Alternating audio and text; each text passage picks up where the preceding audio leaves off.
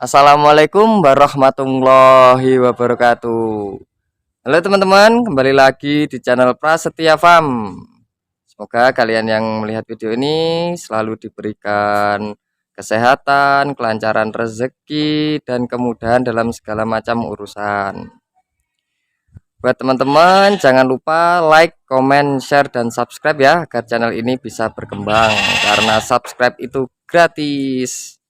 Baik teman-teman, kali ini saya tur kandang lagi nih. Saya kembali lagi di kandangnya Ferry's Farm, punyanya Mas Ferry. Kenapa saya balik ke sini lagi? Karena dari video kemarin yang saya upload banyak ini dari teman-teman ini para subscriber bertanya tentang kandangnya Mas Ferry ini, kandang Lempra ini. Kemudian ada juga yang ingin disepil harga dombanya, terus ada juga yang pengen disepil ini pakannya. Nah, langsung saja ini kita sapa Mas Ferry. Beliau masih santai-santai itu, weh. Yuk langsung saja kita ngobrol dengan Mas Ferry. Halo Mas Ferry, Halo Mas apa Andi, kabar? baik ini. Wah, kelihatannya masih santai-santai. Ya, Oke Mas Ferry, ini saya balik berkunjung ke kandang Mas Ferry lagi nih. Wah, gimana situasinya hari ini gimana ini Mas? ini terkondisi, damai, Terkondisi nih. sejahtera ya. Sudah makan semua Udah ini. makan sarapan bakso. Oke, wah itu juga. Nah, wah lah itu siapa Mas itu Mas? Wih, Itu Pak Lurah Mas. wah kemarin udah ada. Ada. Kemarin cuti. Wah kemarin Oh, cuti. dinas luar. Dinas luar. Dinas luar. Nih baik Mas Ferry ini. Oke. Saya kembali ke sini tuh ada beberapa pertanyaan Mas Ferry dari yang disampaikan para subscriber ini mengenai kandang lemprak Mas Ferry ini. Oh iya iya iya. Boleh, boleh, boleh. Monggo. Ini boleh Tanya-tanya. dijelaskan Mas, kandang lemprak itu sendiri itu apa sih Mas? Kandang lempra itu sebenarnya kita mengembalikan kondisi di mana habitat aslinya, Mas. Habitat aslinya mereka kan sebenarnya ada di langsung ke tanah seperti ini. Oh, Jadi tidak memakai geladak. tidak memakai Tidak geladak. memakai geladak yang seperti di belakang saya ini. Ya ya ya.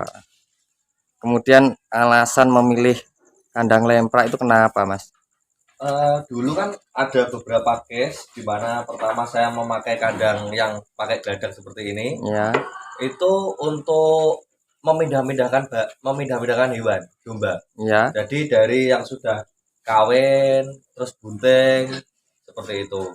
Jadi kalau di bawah seperti ini kan lebih mudah, milihnya lebih mudah, kita tidak ngangkat-ngangkat hewannya seperti itu. Jadi lebih mudah dan uh, memindah-mindahkan dan dipantau juga Mas. Kalau di bawah seperti ini. Siap siap siap. Kemudian Mas, Mm-mm. menurut Mas Ferry sendiri keunggulan dan kekurangan dari kandang lemprak itu apa Mas? Untuk keunggulan yaitu tadi yang satu untuk mempermudah mindah-mindah. Misal kita ke sini yang di kandang ini Ya. ada lokasi kandang satunya itu. Oh, yang di depan ini. Di situ kita kan tinggal membuka pintu, terus dombanya kita Giring.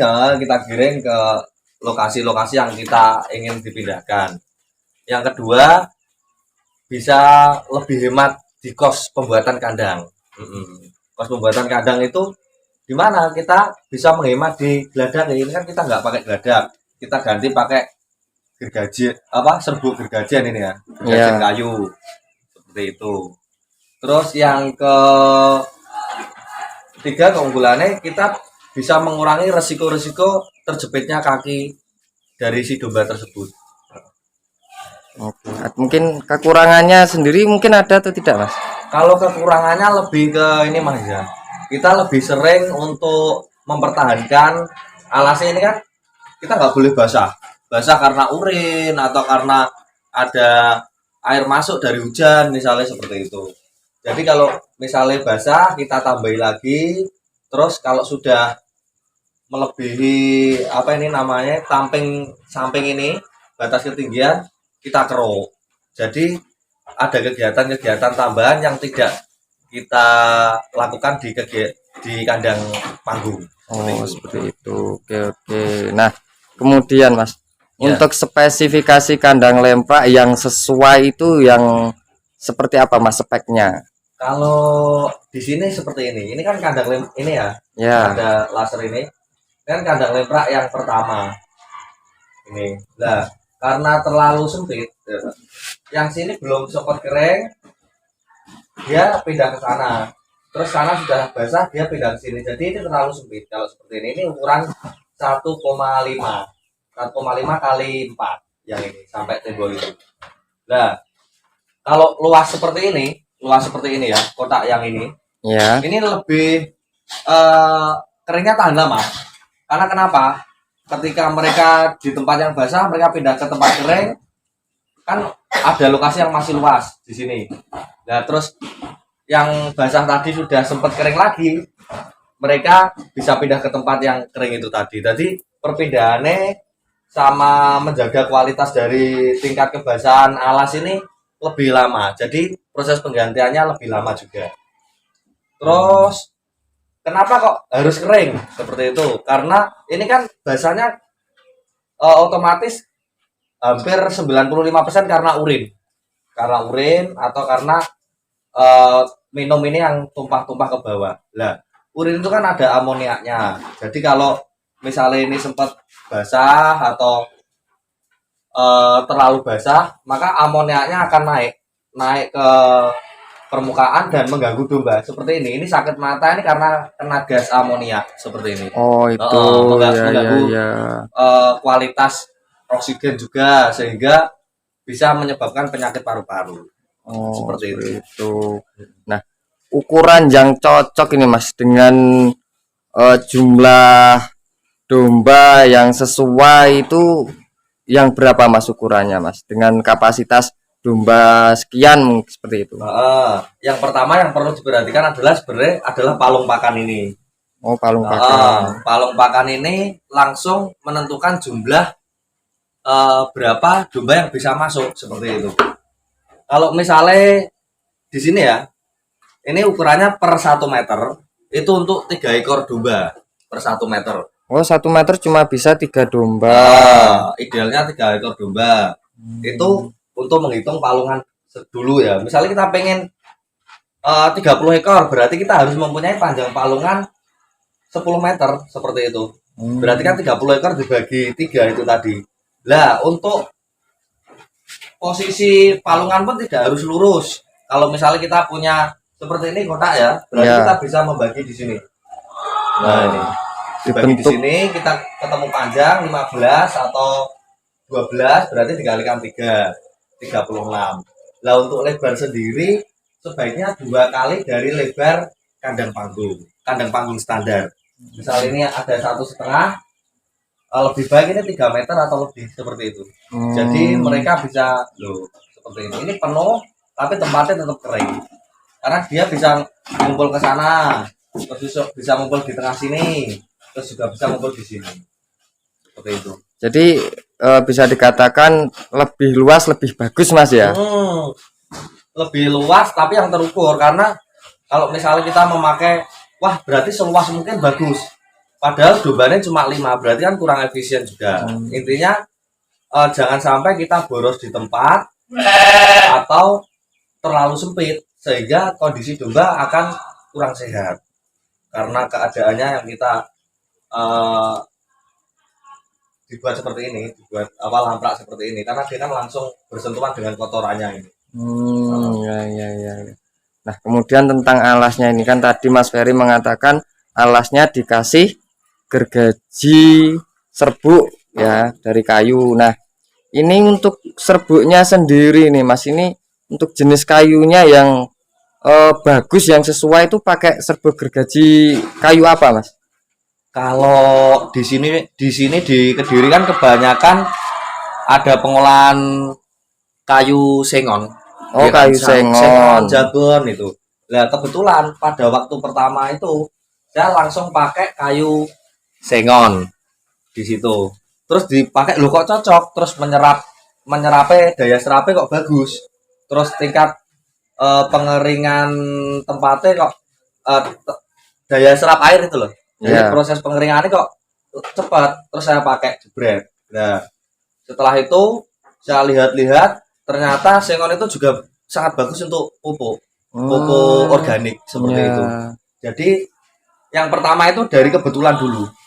Kebetulan saya dapat sengon di sini dan di Kediri itu produksi kayu lapis triplek kan banyak seperti itu.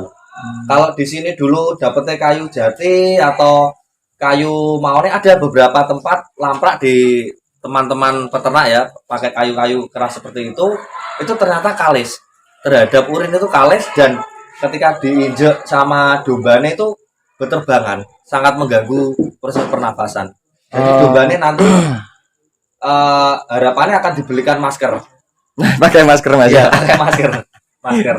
Oh, kalis itu bisa dikatakan tidak bisa menyerap urin seperti itu, Mas. Jadi kayak bagai air di atas daun talas. Jadi air jatuh terus dia ngeledek ke depan gitu. Ngeledek Mas ya. Gak terserap, gak anti kerut, anti bocor.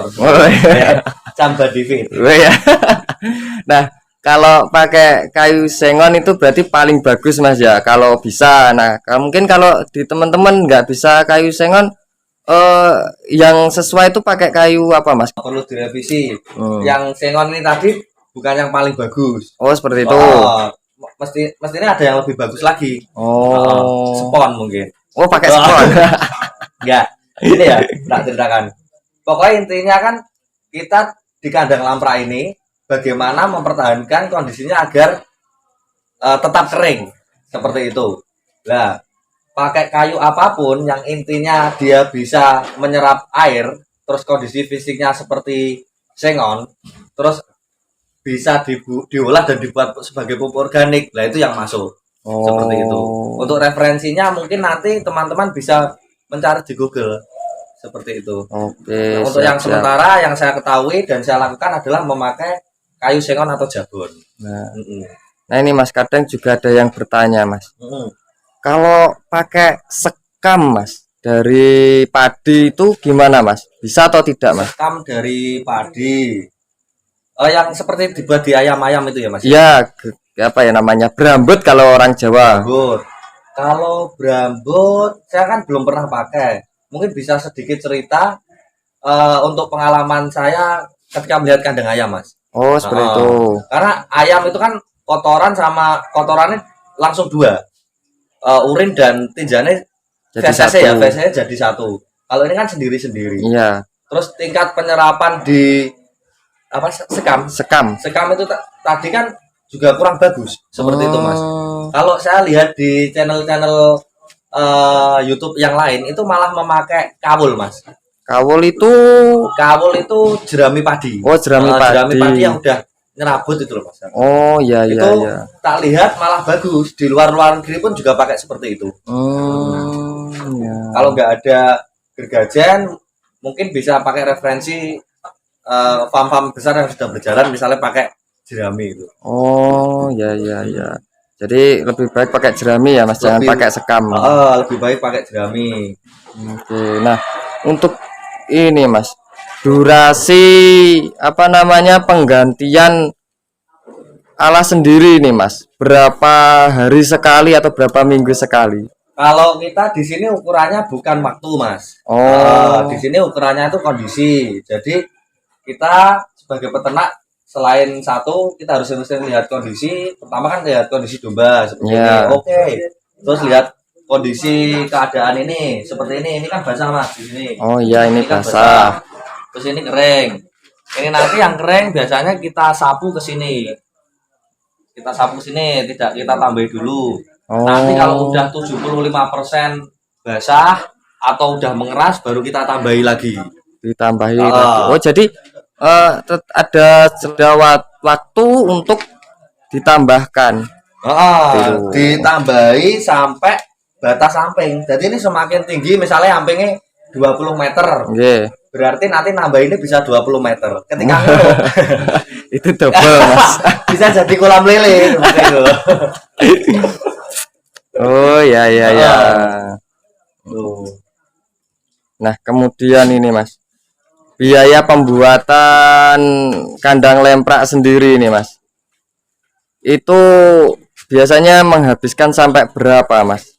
Kalau biaya kandang lemprak ini secara ukuran itu secara hitungan ya, Ya, itu hitungan. memakan 60% dari biaya pembuatan kandang panggung. Karena satu, kita udah ngirit pembuatan geladak yang begitu luas gitu.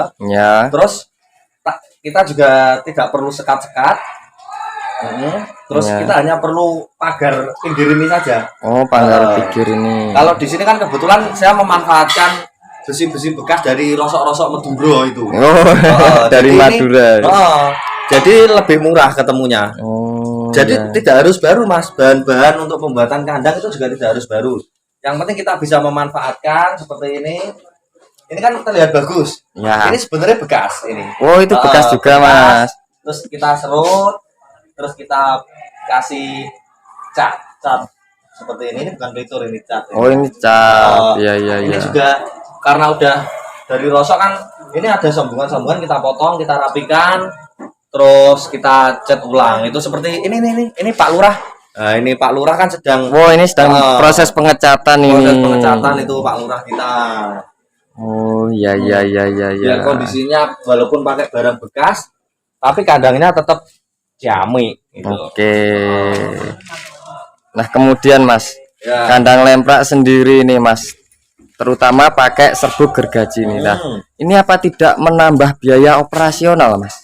Untuk menambah biaya operasional, oke, memang perlu karena kita yang sebenarnya tidak pakai geladak, kita pakai gergaji, serbuk gergaji. Kita harus beli. Tapi karena di sini Delalai pas pusat ada banyak sekali pengolahan kayu lapis, dapatnya bisa dengan harga murah Mas. Apalagi kalau kita beli curah seperti itu. Dan untuk menutupi itu, ini kan berarti langsung jadi pupuk organik. Ya. Jadi pupuk organik yang dimana 75%-nya terdiri dari urin dan kotoran keras itu tadi, feses. Jadi kita bisa jual ke petani-petani Indonesia Raya Merdeka. Iya. Untuk sebagai bahan pengganti pupuk yang subsidinya sempat dihilangkan. Atau mungkin sudah hilang sekarang. Ada Mas, tetap ada. Cuma ada ketentuan itu setiap petani yang pantas membutuhkan itu dapat jatah Mas. Nah ini kemudian kemarin ada yang juga bertanya ini Mas. Kan Mas Ferry dulu kan katanya pakai kandang panggung seperti ini. Kandang panggung seperti ini. Nah kemudian dirubah jadi kandang lemprak. Kandang lemprak, benar. Nah ini untuk pergantian kandang seperti ini Mas Ferry itu sendiri menghabiskan sampai berapa Mas biayanya Mas? Untuk penggantian gini Mas. Nah ini kan dulu kan kandang panggung ada di sini. Ini sebenarnya panggung itu yang ada Pak Lurah di situ. Oh sudah ada di situ lagi ya? Coba Pak Lurah beda-beda ya. Pakai ilmu teleport. Ini kan dulu saya pakai yang sebenarnya pertama pakai kayu. Pakai kayu. Terus saya untuk kandang baru pembuatan pakai besi. Ya ternyata pembuatannya memang terlihat cepat dan bagus hasilnya. Tapi untuk usia pakai ternyata masih kalah. Walaupun kita memilih besi dengan lapisan emas, dia tetap bisa korosif. Oh ya. Lapisan emas pawan, emas Sri gitu. Mas Lurah itu. Oh Pak Lurah deh kok Mas Lurah.